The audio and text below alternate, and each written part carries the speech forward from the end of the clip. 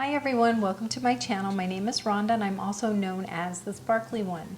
Have you been wanting to make sourdough bread but didn't know how to do it or where to start?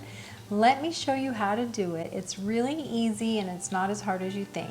And look how beautiful these breads are. They're just gorgeous and they're still warm, fresh out of the oven, and you're gonna just love this recipe. So let's go ahead and get started. Okay, I wanted to show you the vessels that I'm going to be using for my bread baking. So this one is a cast iron pan, and I'm sure a lot of you have a cast iron pan at home with a lid, and all you're going to do is flip it upside down and use this as your lid for your bread. So that is such a wonderful thing to know because I had no idea that you could use it that way. And then this one is a non-stick cast iron pan that I've had for years and years, and this is such a beautiful heavy pan. So if you have vessels like these, you are totally good to go to bake your bread, but you're going to need something like this. In the first video that I did with my son's girlfriend Caitlin, I only used this pan by itself and I put it inside of here without a lid on it and I baked it, and it still turned out great. What you're going to do is you're going to put your bread in there, spritz it with water, and then if you don't have a lid, that's fine, and then you can bake it with a little bit of water on it to give it that steam to rise, and it still turns out really good. And look how huge this got. It's almost bursting at the seams. So I'm going to make 2 loaves of bread from that right now. I just wanted to make a quick video for my friends especially who want to learn how to make sourdough and sourdough bread. And what I'm going to do is just show you a simple recipe. I'm also going to have a printout of the recipe, and you can email me at sparkly160@gmail.com to get that PDF. And it also is something that is broken down pretty simply, so I just thought it would be a good reference for you when you're making your bread. So what you're going to do is I'm making 2 loaves at the same time. If you're going to make one, you might as well make 2 if you have the vessel to put them in. So I do have 2 vessels, so that does make it easy, and I put them in the same oven. So what you're going to do is you're going to put 3 cups of flour in each bowl, or 1 bowl if you have 1 bowl. You're going to do 3 cups of flour. And then to that, you're going to add 1 tablespoon of pink sea salt. Now you can use kosher salt or regular salt, whatever you want, and I used 1 tablespoon. I like it a little more salty, and it's not too salty at all, but if you want to use less salt, go right ahead. You can use between 1 and 3 teaspoons. And just so you know, 3 teaspoons equals 1 tablespoon. So a lot of people might not know that. So what I'm going to do is I'm just going to take a wooden spoon and I'm going to mix that into the flour. Just like that. It's very simple. And this bread is just so good. And you know, it's not like super sourdough. I don't know exactly how to get it super sourdough, but sometimes it tastes a little more just like your French bread or something like that. But it's still really good. And I added a half a capful of apple cider vinegar from the bottle, and so all I did was put a few drops into my starter when I mixed it. So I'm hoping it turns out a little bit more sour. I've never done that before, so this will be a good test. I have 1 1/3 cups of water in each of these, and it's warm water. And then what I'm going to do is I have a cup, and I'm just going to pour in a half a cup of starter. And this is fully risen starter. It's beautiful, and I did it this morning, and it takes between 2 and 4 hours for your starter to rise. So just keep that in mind, and before you want to use it. So sometimes I just let it sit in there just because I like it to mix up. And then here's my other one, and I'm going to put in a half a cup over here. Ooh, it's so fluffy and it's really beautiful. And at this point with your starter that you have left in your jar, you're going to feed this. Now you're going to feed it with a half a cup of flour and a half a cup of warm water. And usually you would pour out half of it, but there's not much in here. So you want to make sure there's about a half a cup in here. So if you have a cup in here, then you're going to use a cup of flour, a cup of water. If you have a half a cup in here, you're going to use a half a cup of flour, half a cup of water. So you always want to make sure you have equal amounts in your jar. Even if you had a quarter of a cup in here, you could use a quarter cup of flour, quarter cup of water, add that to this, and that way you'll have enough for a loaf of bread, because you just need a half a cup, which is great. So, and if you're going to refeed this and not use it for, say, a week, just put it in the fridge after you refeed it, and you can keep it in there and just feed it like once a week or once every 2 weeks. It doesn't really matter. So I've done that plenty of times, because you don't want to waste all your flour if you're not going to be making bread. Okay, so it's kind of like having a child. You really have to tend to it. So it's best if it's in the fridge if you're not going to use it. And it can last forever, so don't worry about that. So as you can see, I am scraping out all of the starter into the water. Okay. And then I just lightly mix this. Now there's plenty of ways you can do this, all different kinds of videos and everything on it, but this is what I found to work really well for me. So then you're just going to pour it into the flour. Make sure you get all of the great starter in there, because that has so many great properties, and it's nice and fermented. So then all I do is mix it like this in the center. Just go round and round a few times. And I've taught my daughter how to make bread, and she is just loving it. One of my daughters. And I've taught a couple other people, and they really are just hooked, because once you start making it, yes, you will be hooked, because it's so delicious. It's so good. So let me move this off of here, because I know what you're thinking. She's going to spill that. Get that out of the way. And then I'm going to do this one right after I do this one. So what you're going to do is you're going to scrape around the sides. And you're going to do that until there's no flour left around the sides. And then you're just going to bring it around and just keep scraping. I know it might seem dry, and you'll want to add water to it. If it's really, really dry and you're not able to mix it, yes, add a smidge more of water, maybe like a quarter of a cup at the most. But it's okay if it's a little on the wet side too. I mean, I've done it both ways, and it really works great no matter what you're doing, but you just don't want too much water, because that would really not be good. So you just keep mixing this around, and then scrape it from the bottom. I know you can't see it very well, but maybe I can do a close-up for you. And I'm just going from the bottom underneath to get the flour off, and then I'm scraping down the sides. Whoops, scraping down the sides, just like that. So you're just doing it to make it nice and moist, okay? So that one's completely done right now. And then you're just gonna cover it with a towel. Then you take the other one. So at this point, of course, I'm making two. And this is how you do two at once. It's great. Okay. Again, so I feel like I'm just repeating myself, but just in case you missed it.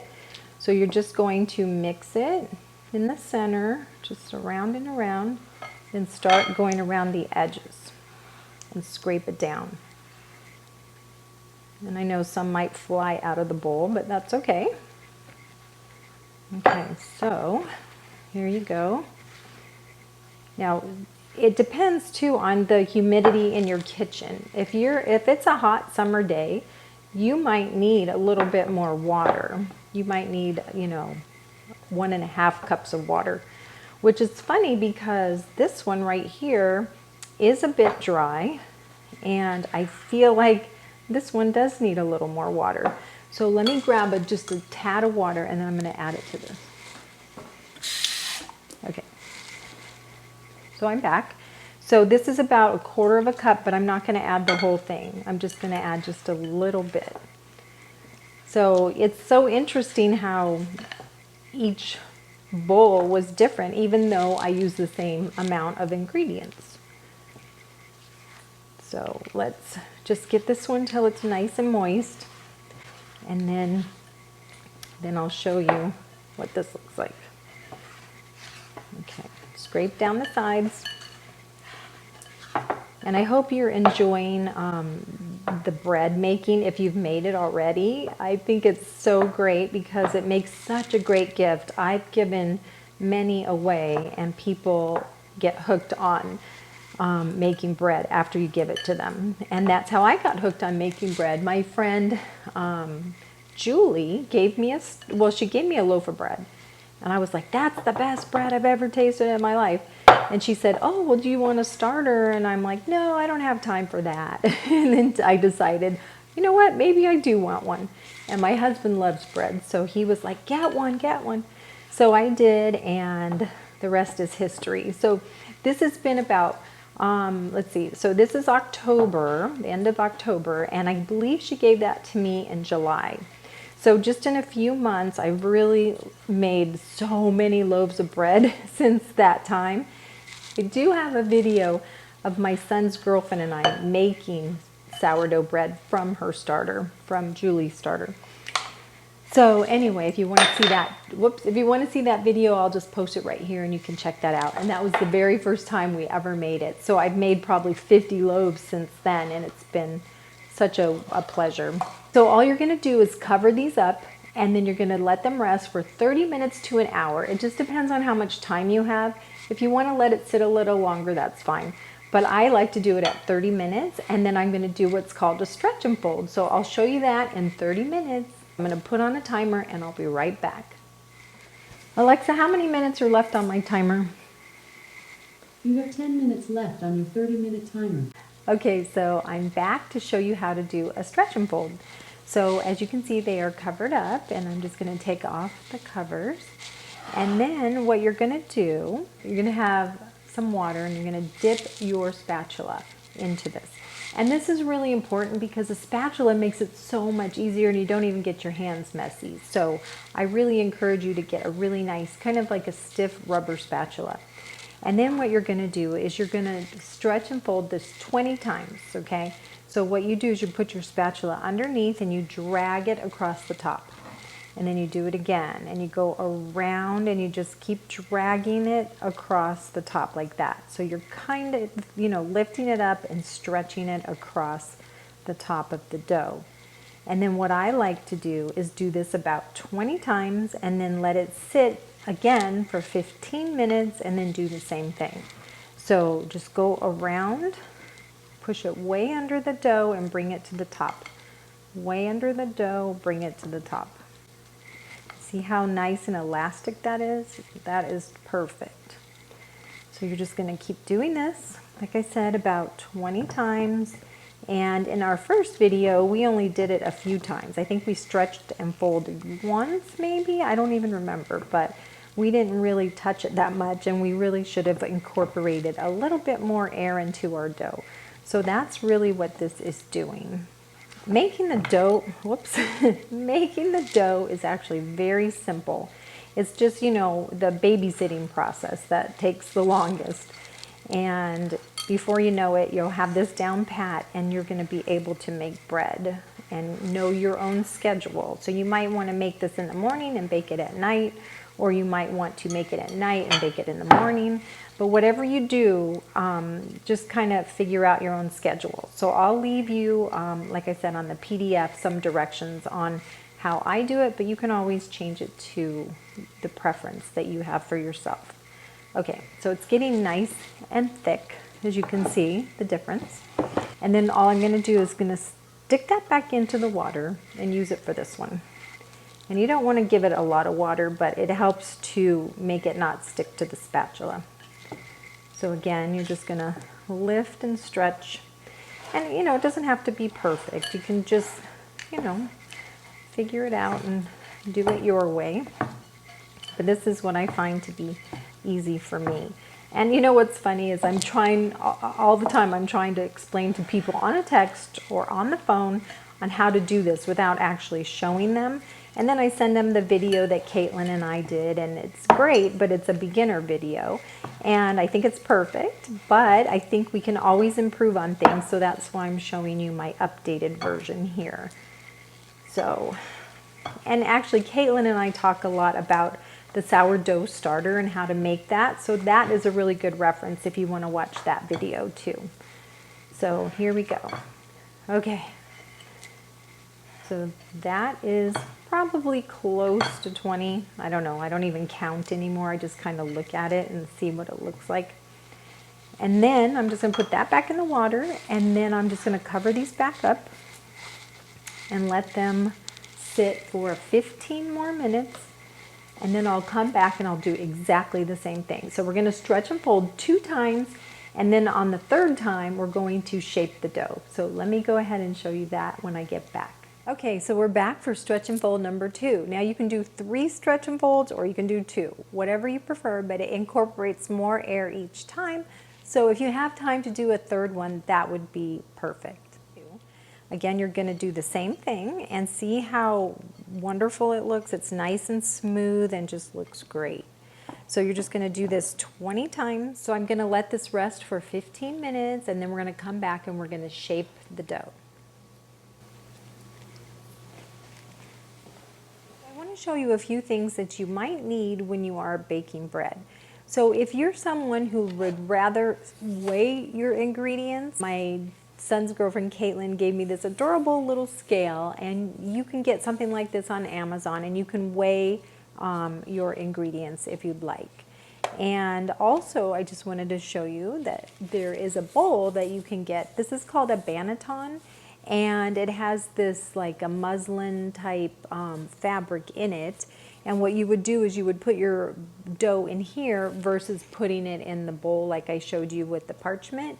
And you would just dust this with flour like heavily, and then you would put your dough in here and let it rise in this basket. And you would put this in the refrigerator, and you could turn it upside down and peel off the fabric, and then you can go ahead and score your bread. And then what I found very useful are these scrapers. And this scraper actually came with this basket, and I believe that this razor came with this basket and this scraper. I think that came as a set. I'm going to put that in the description box and I'll let you know. But I've had this metal scraper for a long time, and I really like this one too. This scraper has come in handy so many times, and I really enjoy using this when I'm shaping my bread. So I'll show you how to use that. But it does come, like I said, with a plastic one with the bowl. So this is a good deal. And I don't know, I think this was $15 or something like that. And then invest, like I said, into a rubber spatula. You will never get your hands dirty that way. The only time you're going to be using your hands to touch the dough is when you're shaping it. I'm ready to do the shaping of the dough. I'm using food-safe gloves because I'm giving both of the breads as gifts. So I want to make sure that I use a sanitary process. Okay, so there we go. So all you're going to do is you're going to take flour and put it on your board. And kind of brush that aside a little bit. And then I'm going to take way over here one of the doughs. Look how beautiful that is. So this has been stretched and folded twice. And like I said, 3 times would be ideal, but 2 times is fine.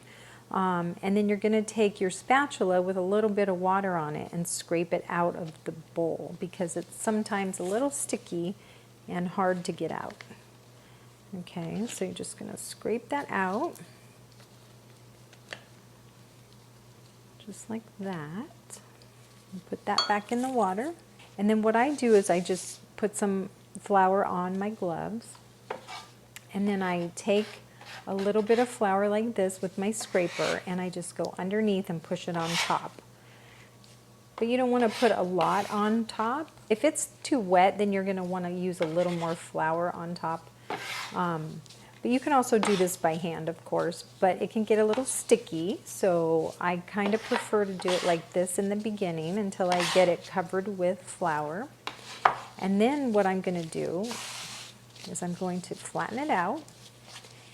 This is what I call the tuck and roll method, and it seems to work really well.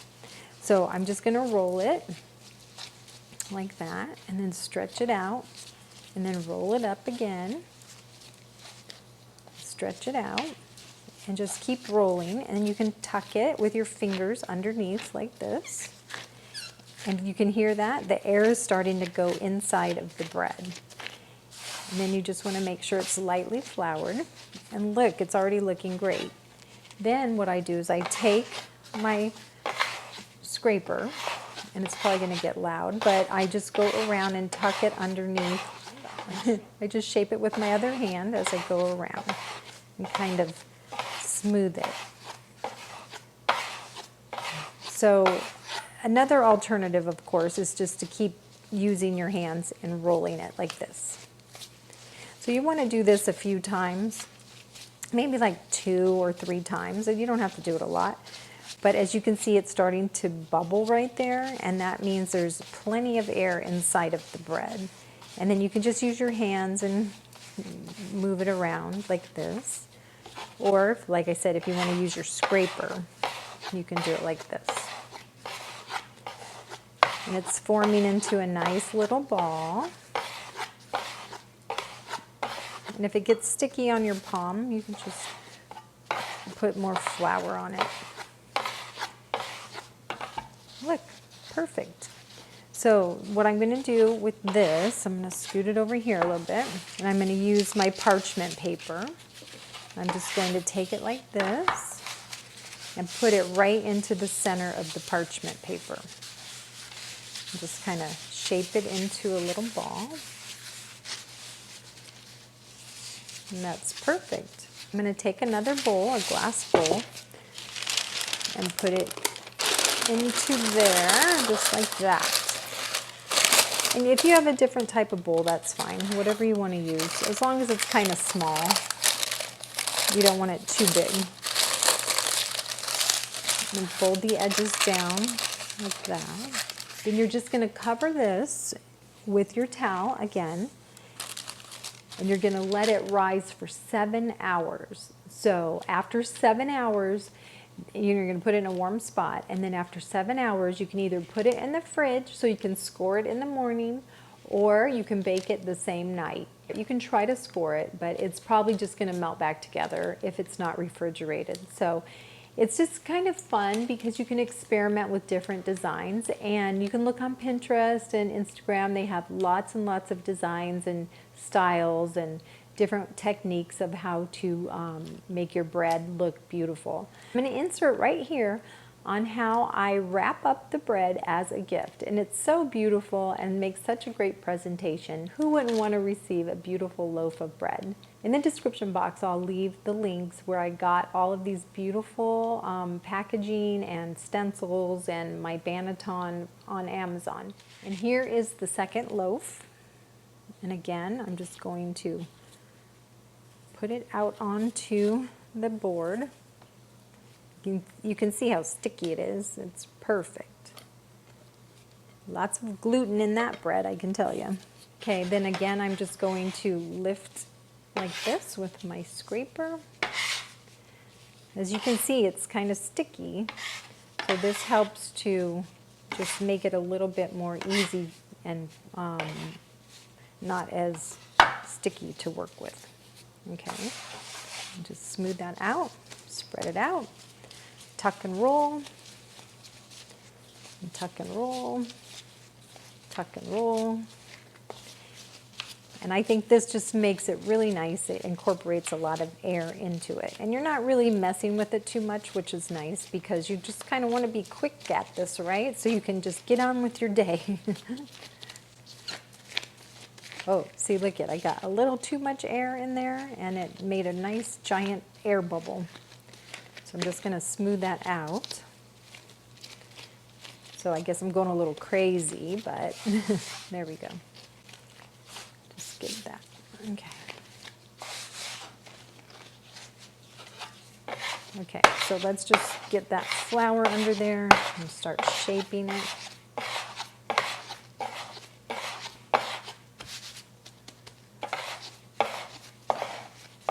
So we're just smoothing it out and making it into a nice ball.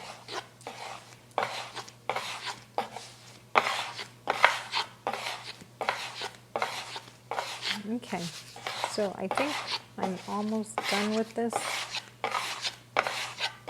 And as you can see, I'm not making a big mess at all. It's just very nice and neat and a clean way of doing it. Okay, so let me get out my other parchment. Just lay it on here. Whoops, smooth it out a little bit. Okay, I'm going to put that into a bowl. Here's my other bowl. Drop it right in there. I'm putting on the towel and I'm going to let that sit for 7 hours, and I'll come back and I will either bake it or put it in the fridge. Here are the 2 loaves of bread that came out of the refrigerator after I put them in there overnight, and now I'm going to flour them and score them and bake them. Okay, so now as you saw that these have been in the refrigerator overnight and they are nice and chilled. Now you can bake them the same day that you make them as long as you let them sit for at least 7 hours and rise. The reason that you'd want to put them in the refrigerator is because you can score them, because otherwise you really can't score them, and that's why I've been using a stencil instead of scoring, because it looks as beautiful and you don't need to score them. I mean, that's just kind of like a thing that people are always trying to get, what's called an ear, where it kind of curls up, and that's supposed to be like a sign of perfection for your bread. But I really like the way that the flour looks with the stencils. So I'm gonna go ahead and show you that. So here we go. Let me take this out of the bowl, and this is what it looks like. It's a little crunchy. Okay, so it will deflate when you bring it out. So here's the other one.